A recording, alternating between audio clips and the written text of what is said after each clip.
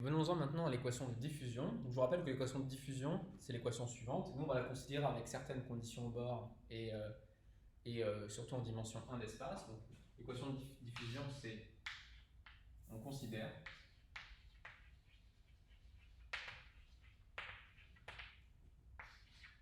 donc, d rho tu de TX moins d laplacien de u, le laplacien étant pris par rapport à la variable x. Alors ici, ça va être simple, hein, c'est simplement, ça c'est pour x appartenant, donc on va se placer sur l'intervalle 0,1, disons, x est positif. Donc pensez vraiment à l'équation de la chaleur. Donc ici, vous imaginez qu'on a une certaine barre qui est fine, donc on peut l'approcher par un objet unidimensionnel, et on veut étudier l'évolution au cours du temps de la température sur la barre, sachant qu'on va supposer que la température au bord est imposée. Okay. Donc on va se placer dans le cadre donc, du coup, des conditions de Dirichlet. U de T0 égale U de T1 égale U, une certaine condition au bord que je vais appeler UB pour bord. Donc ça c'est voilà, pour tout T strictement positif. Et puis bien sûr une condition initiale comme d'habitude, U de 0, U de 0 x égale U 0 de x pour tout x appartenant à 0. Voilà. Donc vous voyez ici, on cherche à calculer l'évolution au cours du temps de la température dans la barre, sachant qu'on part d'un certain profil de température initiale et qu'on chauffe ou on maintient la température au bord constante ici. Alors, on va commencer par adimensionner l'équation. Okay, donc pour ça, je vais adimensionner, c'est-à-dire je vais essayer de faire en sorte de me débarrasser de UB ici. On va faire comme si UB était égal à 0. Ça peut paraître bizarre pour une température, mais mathématiquement ça ne change strictement rien. Et comme si D est égal à 1. Ça on aura plus cette constante. Donc pour ça, je vais poser, donc, ramenons-nous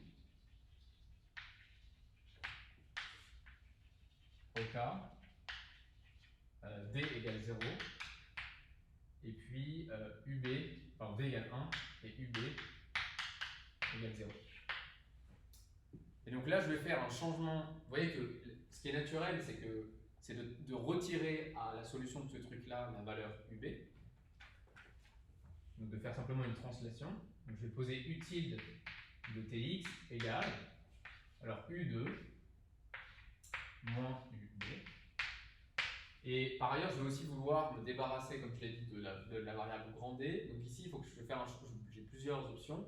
Je vais faire un changement de variable de temps ici. Donc je vais poser ici T sur D x. Ok, donc faisons le calcul. Que satisfait quelle équation donc ça c'est pour T strictement positif, x appartenant à 0. Donc quelle équation satisfait U tilde? U tilde, si je calcule sa dérivée par rapport au temps, c'est égal à du coup 1 sur D U de T sur dx. Et si je calcule le laplacien, donc je vous rappelle qu'en dimension 1 d'espace, le laplacien, c'est la somme des dérivées secondes par rapport à chacune des variables. Donc en dimension 1, c'est juste la dérivée seconde par rapport à x. Hein. Donc laplacien du c'est simplement d rond x, x, u de tx. Donc si je calcule d rond x, x, la dérivée seconde de u tilde par rapport à la variable d'espace, j'obtiens quoi? J'obtiens exactement d rond x, x, u de t sur d. Et donc vous voyez que maintenant, si je calcule d rond tu tilde de tx moins d rond x, autrement dit, je veux vérifier que utile satisfait l'équation de diffusion mais avec d égale 1. Ça, c'est égal à eh bien, 1 sur d. Pardon, là, j'ai oublié une dérivée par rapport au temps, bien sûr. Là, c'est d rond t u.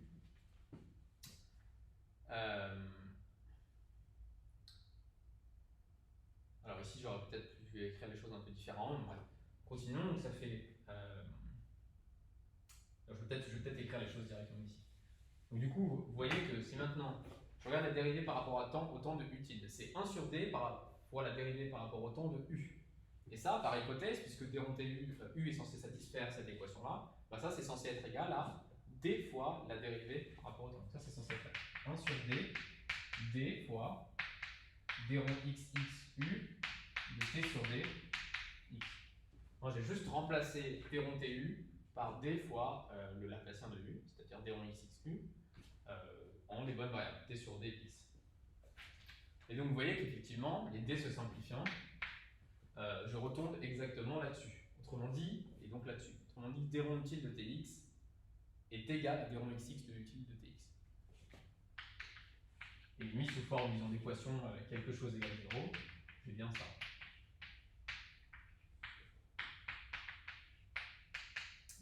Égal 0. Autrement dit, donc, utile satisfait l'équation de transport avec d égale 1. Je peux faire comme si d égale 1. Et l'autre calcul que je voulais faire, c'était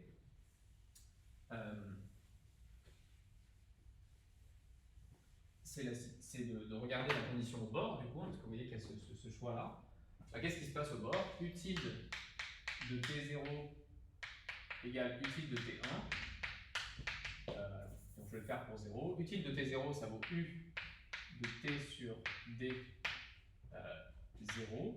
Et la condition de Dirichlet au bord qui porte sur U, c'est que pour tout temps, pour toute valeur ici, sa valeur en x égale 0, c'est UD. Donc du coup, ce qui se passe ici, c'est que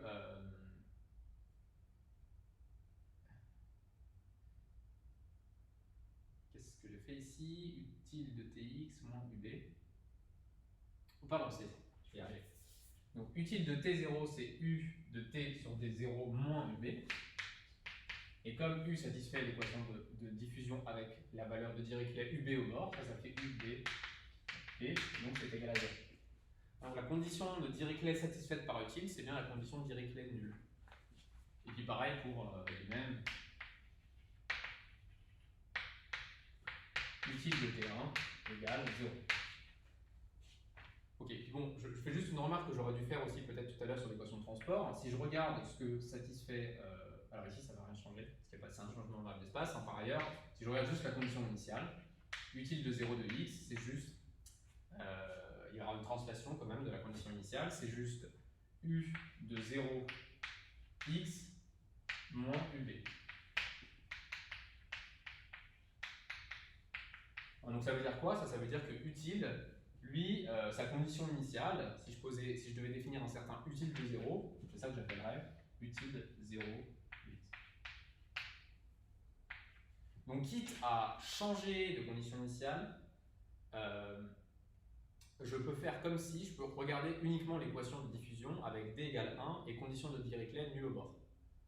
Et vous voyez que pour repasser à la solution de l'équation de la chaleur pour la situation peut-être plus réaliste, où d n'est pas égal à 1, où la température au bord est fixée à une valeur qui n'est pas 0, on peut bien sûr, on a juste ce changement de variable à faire dans l'autre sens et on a la solution de cette équation. Donc dans toute la suite, je vais me placer du coup, dans toute la suite on va considérer l'équation, que je vais écrire là peut-être, l'équation donc d rond t u de tx moins d rond xx u de tx égale 0. Ça c'est pour t strictement positif, x appartenant à 0,1.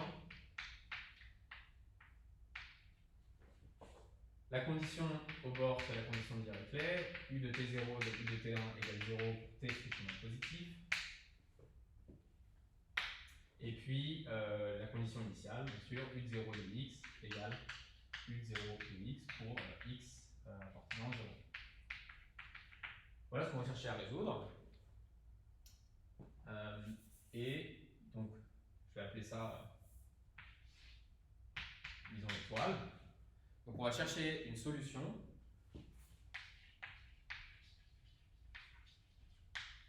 Une solution de l'étoile. Et bien sûr, pour pouvoir, on va chercher une solution forte, c'est-à-dire qui nous permet de calculer précisément, qui nous permet de calculer de manière rigoureuse les dérivées partielles.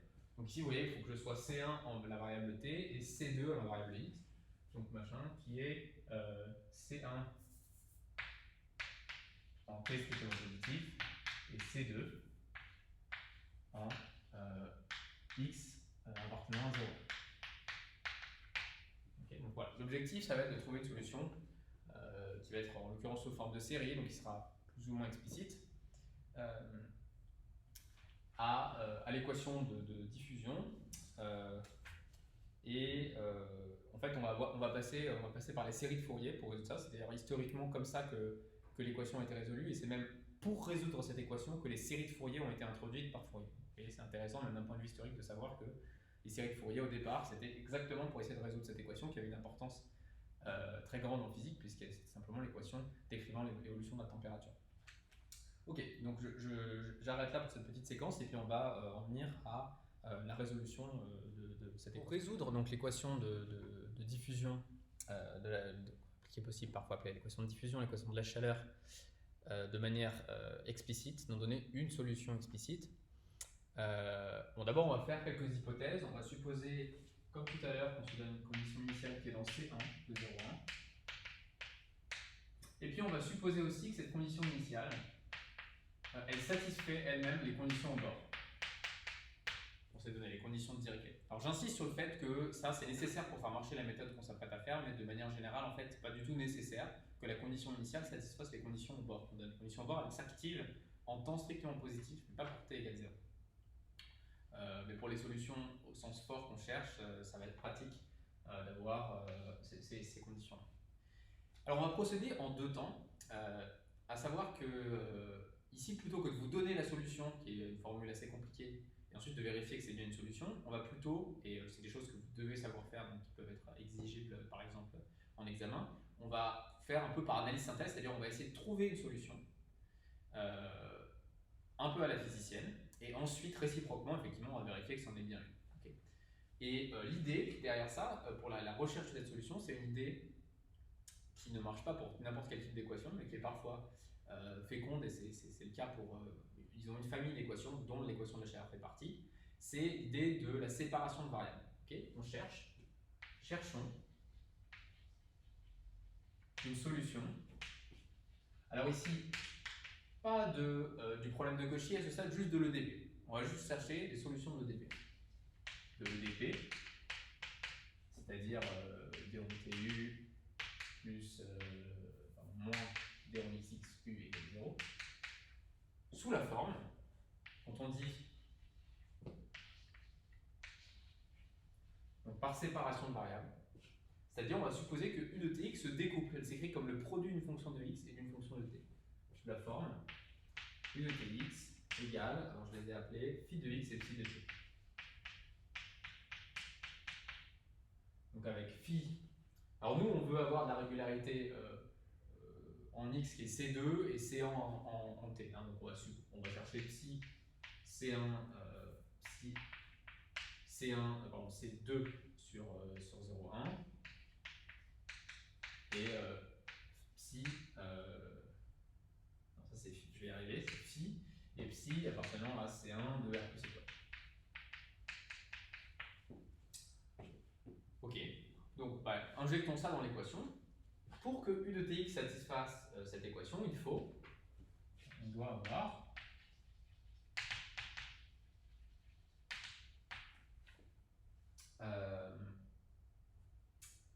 donc u de tx égale, donc si je calcule la dérivée de ça par rapport au temps, ça fait seulement phi prime de x fois psi de t égale, je fais passer ça de l'autre côté et je dérive ça deux fois par rapport à x, donc le psi ne bouge pas. N'importe quoi, c'est phi de x, phi prime de t égale phi seconde de x, phi de t. Alors là, on va continuer un petit peu de manière pas hyper rigoureuse. On va diviser.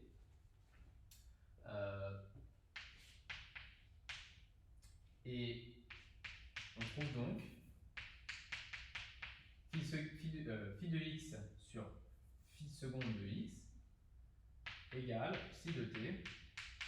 Alors peut-être je vais l'écrire plutôt phi seconde de x sur phi de x égale psi de t, psi prime de t sur psi de t. Et donc ça veut dire quoi? Si on regarde bien cette équation, ça veut dire que phi seconde sur phi, qui est une fonction de x, en fait, elle ne dépend pas de x. D'accord? C'est une constante.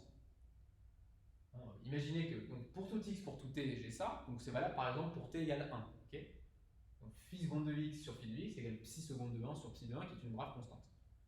Et je peux faire le même raisonnement pour psi prime ici, pour psi prime sur psi. Psi prime de t sur psi de t, c'est une constante. C'est égal à un truc qui dépend que de x. Donc je prends un x quelconque et ça me donne que c'est une constante. Donc il existe C, une constante qui dépend ni de x ni de t, telle que phi seconde de x égale sur phi de x égale psi prime de t sur psi de t égale c pour tout t strictement positif, pour tout x appartenant à 0,1. Alors dans l'EDP, on va aussi, tant qu'on y est, on va aussi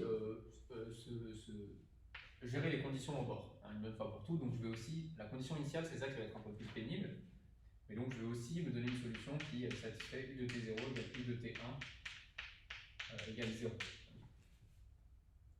Donc je fais juste la remarque que si, une fois que j'ai supposé que je trouvais une solution qui est en variable séparée, u de t0 égale u de t1 égale 0, ça impose que psi, si je regarde ici, ça impose que psi de 0 égale psi de 1 égale 0. Donc je vais chercher, décidément c'est pas psi, c'est phi. Je vais chercher phi qui satisfait elle-même en fait les conditions limites qu'on s'est données, les conditions de Dirichlet, parce que si u de t0 doit être égal à u de t1 égale à 0, nécessairement je vais avoir phi de 0 égale phi de 1 égale 0. Ok, donc revenons ici. Du coup, c'est tout l'intérêt de la séparation de variables, c'est qu'effectivement, à la fin, on arrive à une équation. Si je regarde cette équation-là, psi prime de t sur psi de t égale c, c'est une équation à une variable. Autrement dit, je me suis ramené à une équation différentielle. Et de la même manière, phi seconde sur phi de x égale c. À peu près, du moins, on va en discuter. Donc, commençons peut-être par phi seconde de x égale c phi de x. Et j'ai aussi phi de 0 égale phi de 1 égale 0. Donc c'est pas vraiment une équation différentielle, hein, parce que vous savez que pour les équatifs, il faut une condition de Cauchy, donc ce serait phi de 0 égale quelque chose et phi prime de 0 égale quelque chose. Donc ça en fait, c'est déjà ce qu'on appelle une EDP. En fait. On range dans la catégorie de EDP. C'est une équation différentielle effectivement en haut, mais avec des conditions au bord, pas des conditions. C'est pas un problème de Cauchy de EDP. Ok. Donc je continue le calcul. Je vais résoudre cette EDO. Là, il peut se passer deux choses. Soit alors la constante, à ce stade, j'ai rien dit, hein, la constante, a priori, elle peut être positive ou négative. Donc si C est strictement positif, donc je tombe sur quoi? Je tombe sur psi seconde. Je vais trouver que nécessairement les solutions psi de x c'est de la forme exponentielle racine de cx plus b exponentielle moins racine de cx. Ok? Pardon, c'est phi de x. Alors, regardons ce que ça donne de vérifier les conditions au bord là-dessus. J'aurai phi de 0 égale a plus b égale 0, et j'ai phi de 1 égale a exponentielle racine de c plus b exponentielle moins racine de c égale 0. Bon, bah ça, vous pouvez vérifier que ça impose nécessairement que a égale b égale 0. Bon, moi, dans ce cas-là, la fonction qu'on cherchait, phi, là, c'est la fonction nulle, en fait. Et donc, la fonction u de tx, qui est le produit de phi avec psi, elle est aussi nulle. Donc, je tombe sur u de tx égale 0. Alors, ça, c'est une solution tout à fait acceptable. La fonction nulle est bien solution du problème. Donc, il se trouve que, bien bien sûr, si la condition initiale n n'est pas nulle, ce n'est pas une solution du problème tout entier. Mais bon, on la met de côté. Ok, la fonction nulle est solution de simplement le dp plus la condition de bord. Okay, donc ça, c'est pour le cas où c est strictement positif.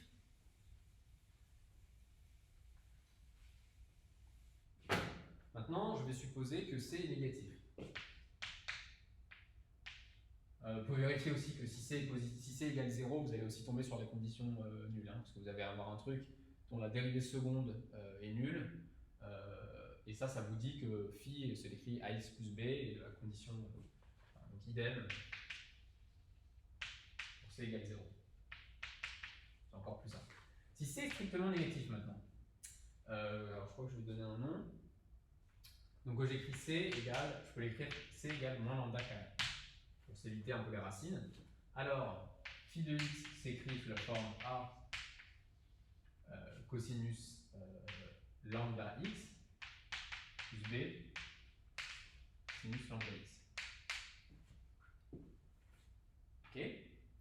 Donc là, je regarde maintenant ce que les conditions au bord imposent. Phi de 0 égale 0, ça impose que a est égal à 0. Et phi de 1 égale 0, ça impose que b égale 0 ou sinus de lambda égale 0. Bon, si b égale 0, on retombe sur la condition nulle. b égale 0, celle-là on l'a déjà trouvée. Okay, donc ça ne nous intéresse pas spécialement. Il y a un autre cas qui est intéressant, c'est le cas où lambda serait un 0 de la fonction sinus. Donc, sinus de lambda égale 0, bien sûr, c'est équivalent au fait qu'il existe n appartenant à m,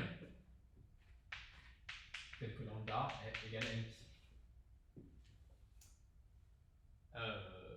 Alors, bien sûr, n étoile, sinon je retourne encore sur la fonction nulle. Et puis les n négatifs me donnent des solutions, me donnent la même famille de solutions. Si b sinus lambda x est solution, moins b sinus lambda x aussi, donc ça ne sert à rien de considérer les n négatifs, ça donne des solutions qu'on a déjà trouvées en prenant n positif. Ok, donc ça veut dire quoi hein, finalement? Ça veut dire que phi de x, donc que les phi n de x donnés par a priori une constante qui dépend de n, bn, donc je vais peut-être le faire comme ça, pour tout n appartenant à une étoile, phi n de x égale bn sinus lambda nx, c'est-à-dire de np x, et solution. Et solution de quoi? De phi seconde égale moins lambda carré pi, et phi de 0 égale phi de 1 égale 0. Et là on est content parce que c'est une solution qui est non triviale, c'est pas la solution nulle. Donc tous les sinus npx sont solutions avec des constantes de. Ok, bon. Ça c'était pour la fonction phi. Maintenant pour la fonction psi. Un pour n appartenant à n étoile fixée. Ici, du coup, ça inclut la fonction nulle, je vais peut-être le laisser comme ça. Hein. Si n égale 0, j'obtiens la fonction nulle ici, très bien. Pour n appartenant à n étoile, si je résous psi prime de t égale, c'était c psi de t, c'est-à-dire moins lambda n carré. Je vais les noter lambda n, c'est des valeurs propres là. Ça c'est des valeurs propres en fait. Il faut avoir un point de vue sur le problème qu'on ne va pas prendre dans ce cours. Donc psi prime de t égale moins lambda n carré psi de t, et donc là je trouve psi n de t égale une constante an, notation que j'utilise, cn disons, mais c'est cette notation, disons an exponentielle moins lambda n carré. Donc là, vu que je ne parle pas de condition initiale en temps, pour l'instant je n'essaie pas de dire que le u de tx doit satisfaire la condition initiale, on va y venir. Voilà une famille de solutions. Ok, donc quitte à renommer an fois bn un certain coefficient bn, ce que je démontrer, c'est que pour tout n appartenant à n, x, tx donne bn, et pour tout bn positif, pour tout bn constant dans R, tx, donc quitte à prendre bn égale 0, si j'autorise bn égale 0, je récupère la solution nulle, donc je peux me contenter de prendre bn dans une étoile. J'obtiens tx égale bn cosinus, disons, npx exponentielle moins n carré pi carré t. Voilà. Donc c'est intéressant, hein, j'ai trouvé une famille de solutions qui satisfait le dp plus les conditions de bord.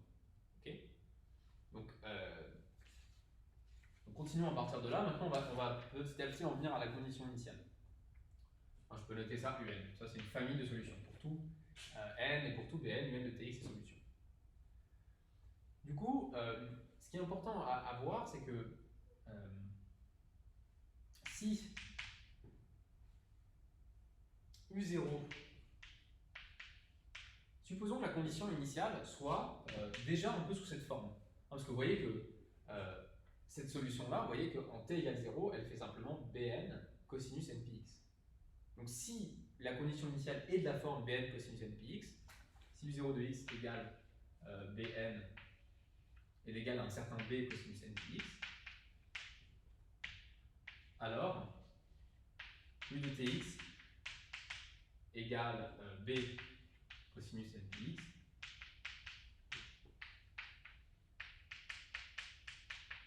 cette fonction-là est solution du problème carrément.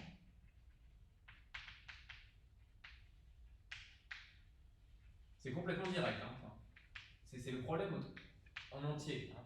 Pourquoi? Parce que ça satisfait le dp, c'est les calculs qu'on a fait tout à l'heure avec Simon défi. Vous faites le calcul, vous dérivez par rapport au temps, par rapport à x. En plus, là, il n'y a pas de fonction plus régulière que ça. Cette fonction, elle est c infini en t et x.